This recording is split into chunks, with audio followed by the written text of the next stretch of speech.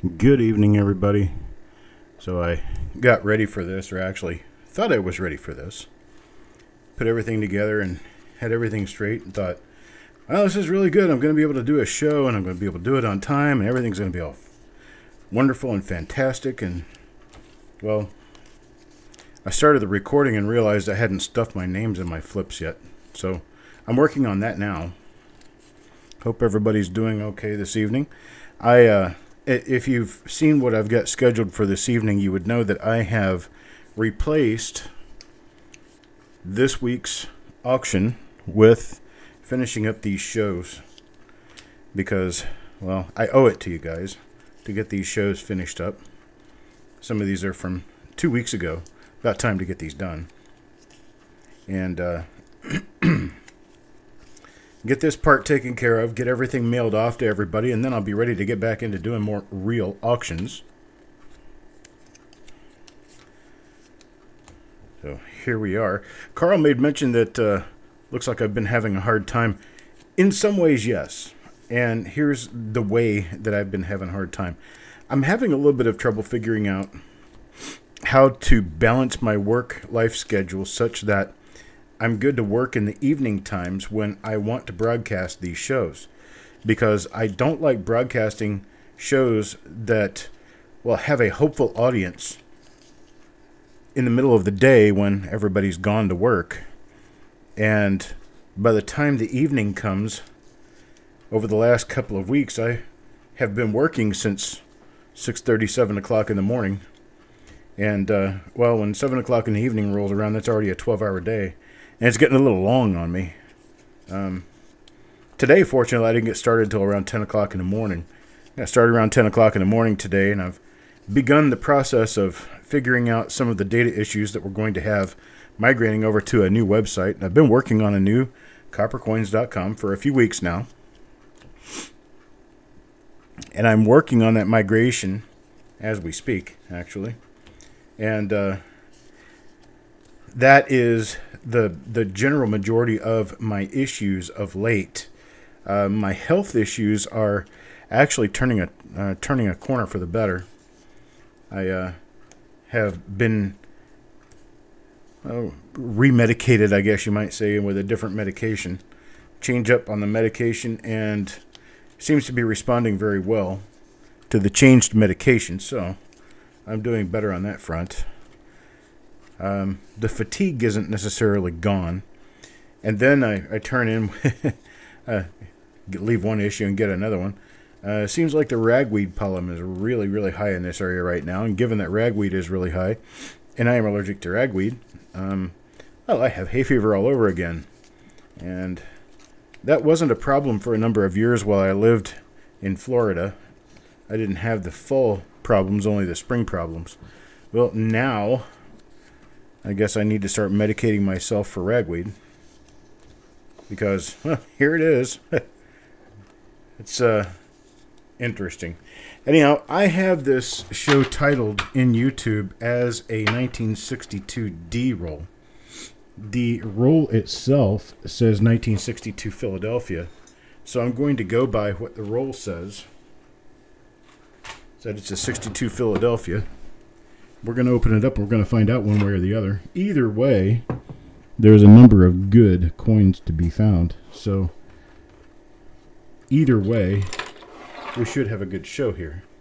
Let me go ahead and get a couple of things out of my way and hang a few things up. And say hi to everybody out there.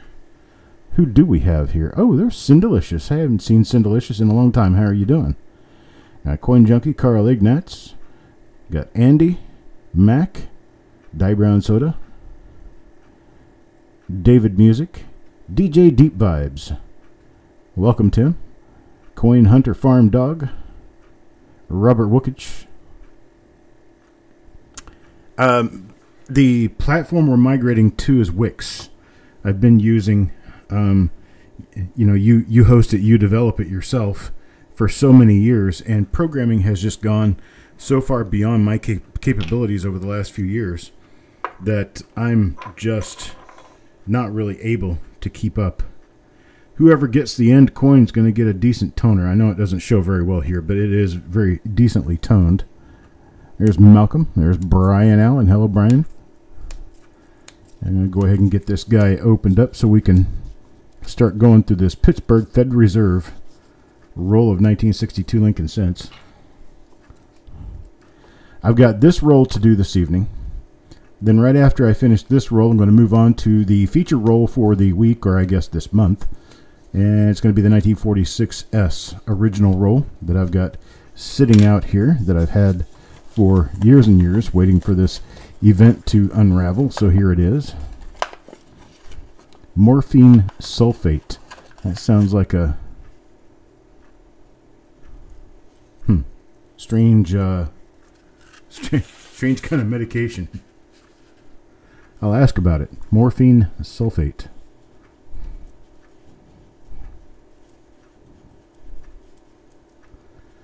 Learning how to code on AWS after years of self-hosted stuff. I'm actually going to be using AWS for hosting the images on Copper Coins because, well, long story short, the web platform that I've decided to go to likes to change the names of your images when you upload them, and I can't do that because my programming counts on having the die number in the file name of the photos.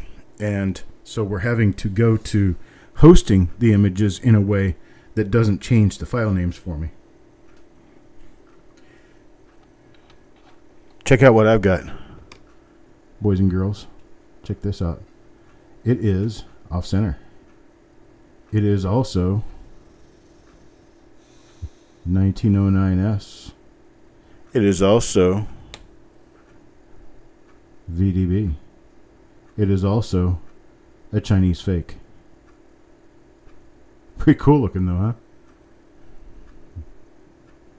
A Chinese fake off-center 1909S VDB. How many of those do you expect to see in a lifetime, huh? That's pretty cool. But yep, it's a struck counterfeit. It doesn't look too bad. It doesn't look great, but it doesn't look too bad.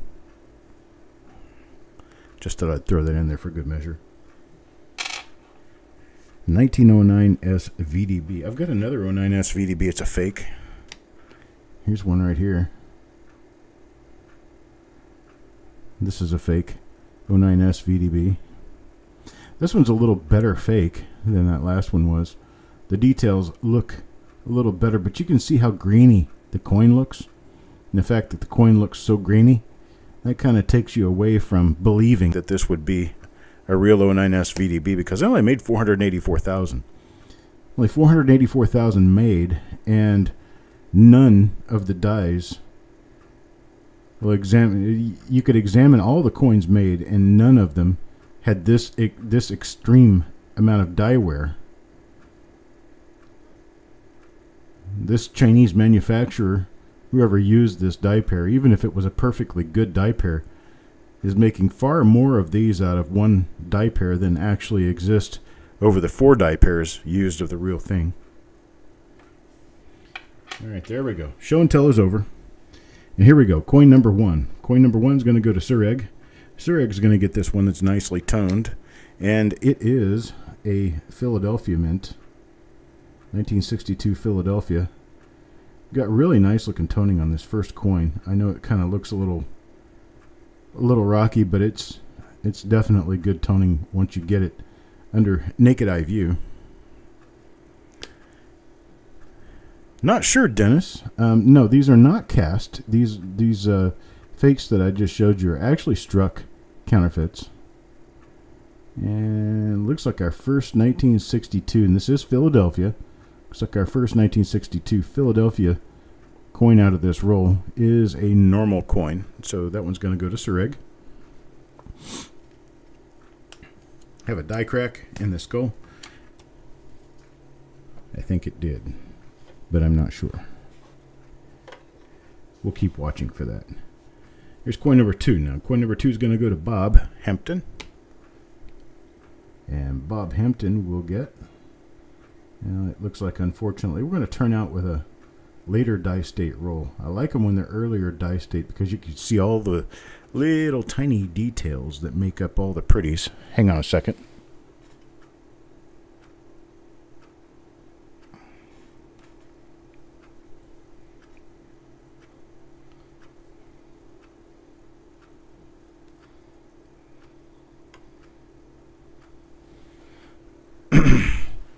There we go. Had to get us into a position where we can see what we're doing.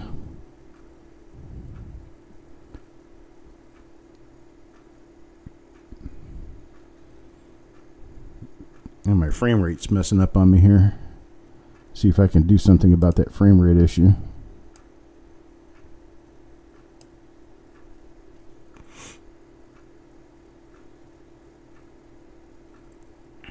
No, it didn't. Ugh. Alright, boys and girls, we're going to have to shut this down and start it over. It froze on me. It's not a normal thing anymore, but it will happen.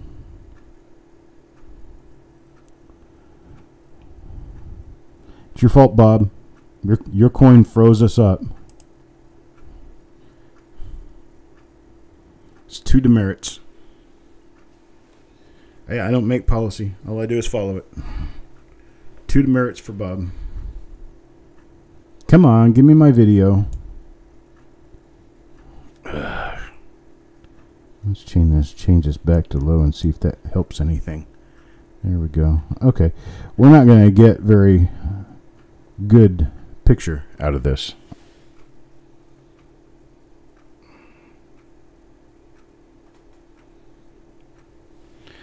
Our frame rate's kind of giving us a real kick, which means it's going to be a little slow tracking. Try to fix that between now and the next show. But I'm doing the best I can with what I've got. Alright, no, we've got some spotting issues on the reverse on this one. Ooh, that's horrible, actually. It's kind of ugly.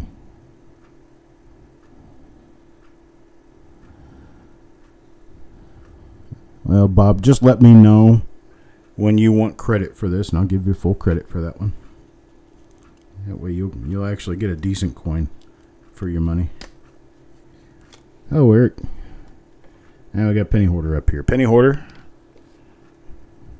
Sometimes these 62 rolls come out just fantastic, and sometimes, well, they're just average. And this one looks a little more like an average than a fantastic. Let's see. Here's part of my problem is the auto exposure is turned on. There. That ought to take care of that part. Lighting issues.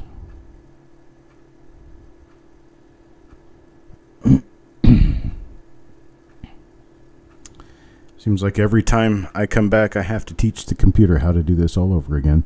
That's not a chip, Carl. That's actually just a little flake of metal sitting on the coin. Q-tip would take that away. It's just sitting there. Yeah, Eric, the frame rate is horrible today. I don't know exactly what's causing this issue. Let's see if I can back it out a little bit and get better frame rate out of it. What did we decide fixes frame rate?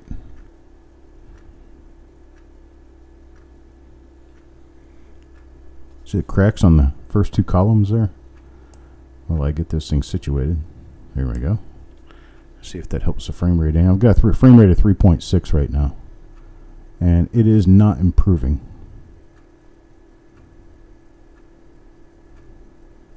What was it? Did this restarting the computer? Is that what's going to be necessary? Okay, that one is a normal coin. Much better condition than number 2. There's Jim Fletcher comes up next here.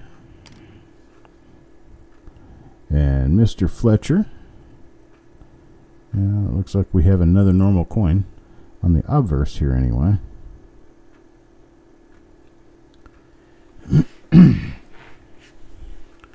Under 100 millisecond exposure. Well, mine's 22 milliseconds, so gain's turned all the way down. What do you mean, the faster I go with the exposure? No, that's not going to do it. That's not changing anything. Frame rate's still the same. I don't think your exposure time has anything to do with frame rate. And if it does, it certainly doesn't with what I'm doing.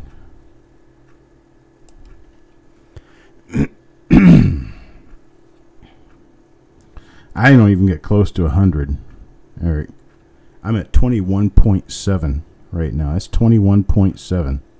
100 is right about here. I don't even use it this high.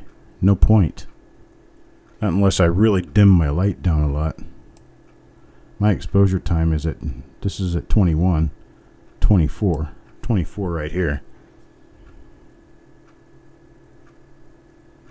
Yeah, to the left, it's almost all the way to the left.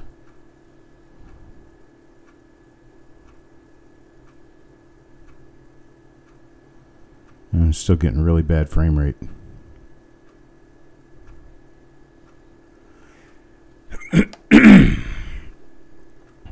Sorry if you guys hear me hacking and coughing and stuff. It's the weeds outside causing it. Well, these are some really worn down reverse dies here. I'll reboot the system after I get finished with this. In fact, here's coin number 5. Coin number 5 goes to Eric. It's got an interesting little die chip underneath the 1. Way down there next to the vest.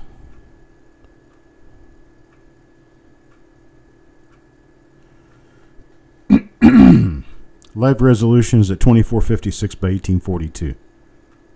Yeah, I should just change it to the lowest. Okay, I'm living with it now. I changed it to the lowest, and I'm getting a little bit better frame rate out of it. I don't like it, but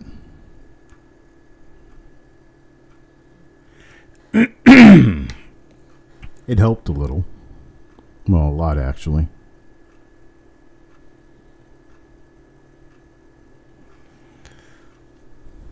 Lets me see some of these kind of ugly coins a little bit better.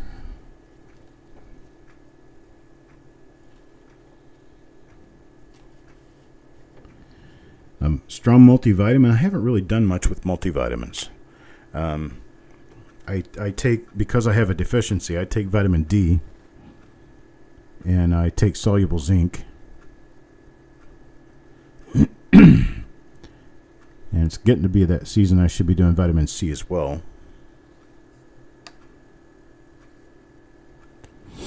Oh, Jesse.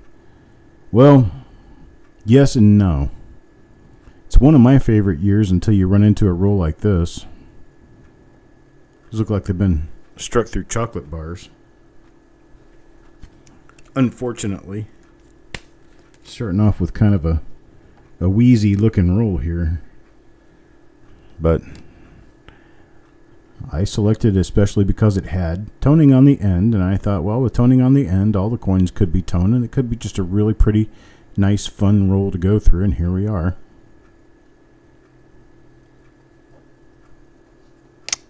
And here we are. Chocolate bars.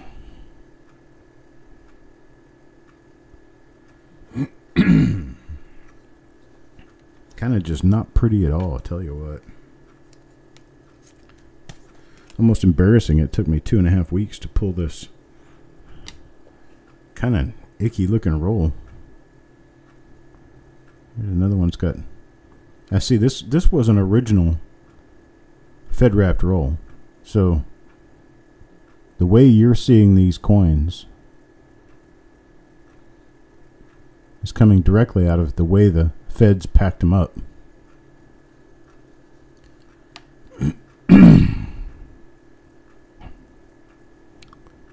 Yeah, I tell you what, this must have been toward the very end of the production day.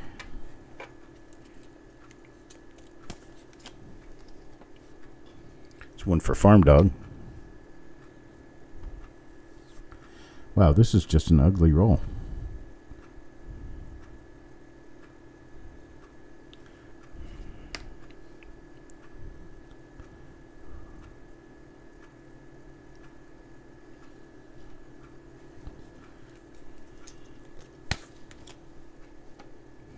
This for Yo Man.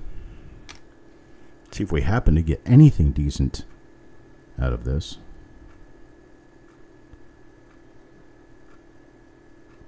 I find a flip over double struck in collar. That's what we need.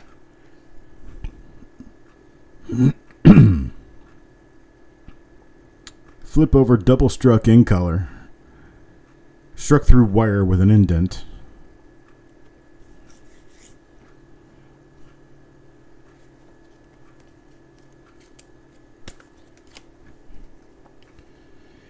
Here's one for Crispy. Man, these coins are a lot less than I had desired. A lot.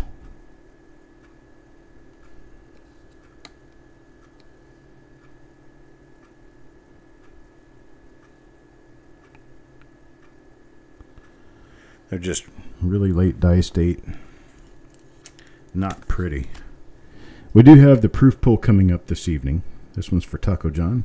Anybody who was involved in the proof pull will have their coins pulled out of the box this evening. It'll be a fun night. It's going to last a little while, though. It should be about a maybe 2.5 hour show. We're not going to be doing the auction tonight. I had stated to the people who were here in the very beginning, and I'll let you guys know now, the ones who have shown up more recently, that we are not going to be doing an auction this evening. We're not going to be doing an auction this week. Not from my office. We're not going to be doing an auction. Jessica will be back on Thursday with hers. She will have an auction on Thursday, but I will not be having an auction tonight or this week, as I am in the middle of an effort to get everything caught back up so that we can get everything done, boxed, and shipped that's already sold. And we will move along next week with a new show, new reveals. I just don't want to keep selling more and more without getting things done and packed up. I decided I'd rather take the hit in not having an auction this week and get everything finished for everybody so that I can get these packages out of here. Get everything all done up, everything all mailed out. And unfortunately, because of the United States Postal Service and their seeming lack in being able to do their job for the price indicated, they had to raise their prices so they could not do their job better. And unfortunately, that's forcing me to raise prices here. So my first class shipping rate's going up to $5. My USPS priority mail rate will go up to $9. That's a $1 raise on both sides of the shipping scale.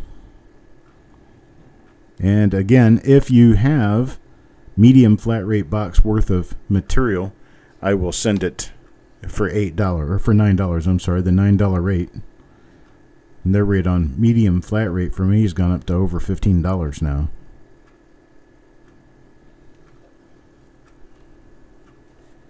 It is very rough roll. I had really expected this was going to be far nicer than it is. Another one for Crispy. I hope this is not a bellwether for the 1946S roll coming up. That one is also sealed. I have no idea what's in it. This one has turned into a feast or famine time here. We're definitely not getting very far with it.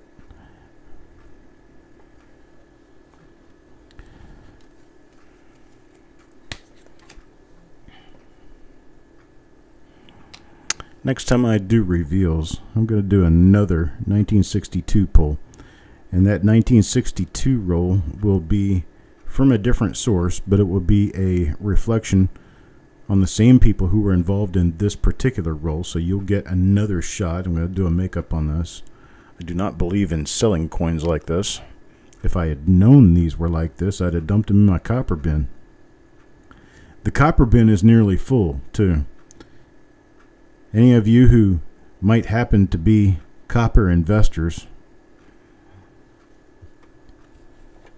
Guys, don't worry about the coins that I'm pulling in this roll. In fact, we're probably just going to cut this show short so we can move on, because this one is not producing any double dies, and in fact, it's not even producing any collectible coins. But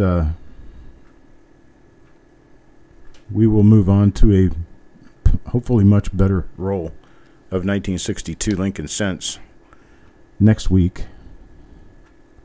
It will be a part of the show curriculum for this coming week. I'll let you guys know what the reveal number is, but it will be a replacement for reveal number 338. I am having one small problem. My biggest small problem right now is my availability on flips. I seem to be running short on flips, and that problem doesn't seem to be getting any better anytime soon. I've got flips ordered. I'm supposed to be getting a box of flips sometime this week, but I've had no word on delivery yet. It's never a good thing when you're running low on flips to not know when your replacements are going to come in.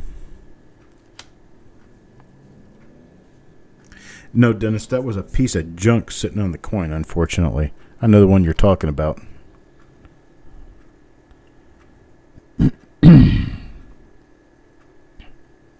Even if we had a double die here, it would be hard to detect, because,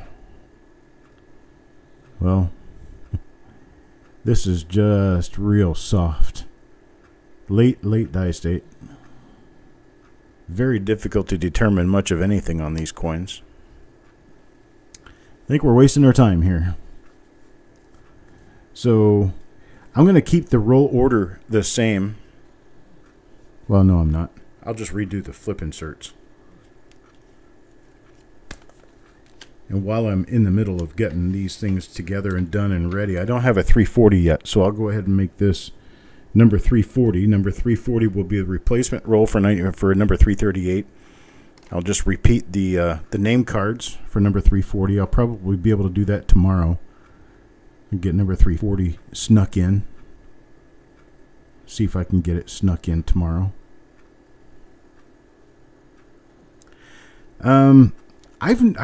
Dennis, I've actually never even seen 1.5 by 1.5 flips. The ones I've seen are the fold over Mylar staple 2x2s and the 1.5 by 1.5 holders. As for flips, what I use, I've never seen the 1.5 size if they exist. I've never seen those. I've seen 2.5. But yeah, what I'm looking for are the 2x2 guardhouse flips. I've got 10,000 of them on order. It's not like I couldn't afford to get them or couldn't pay for them. It's that I'm just not receiving them.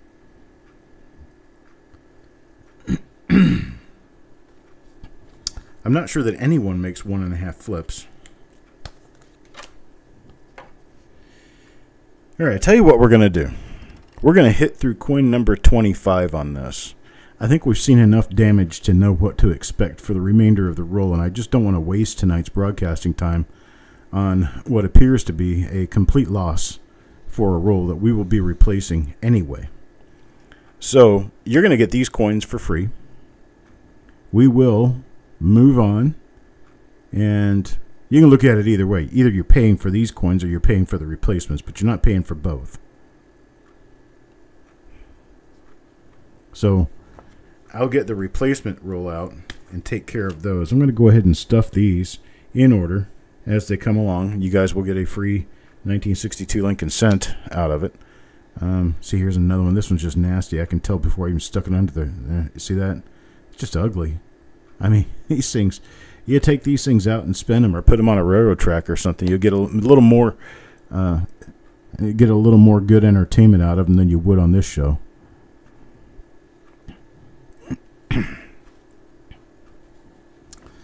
All right, we'll hit number 25 here, and I'm going to pull the plug on the show, finish going through these, and we'll move on up to the 1946S roll. 1946S should be a very good roll to open. We'll see what's inside that. A little more carbon than I have a diamond. I think there's enough carbon here to make a diamond. Now if I just had enough pressure.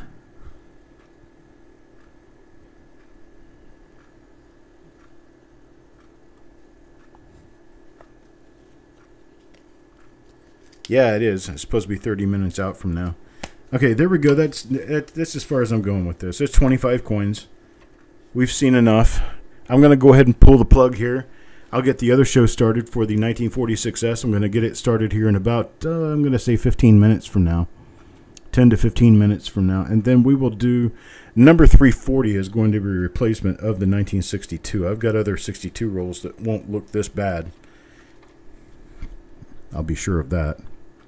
And we'll get a new one started up. So I'm going to jump, and I'll be back at about 6:45 Eastern Time. I'll talk to you then.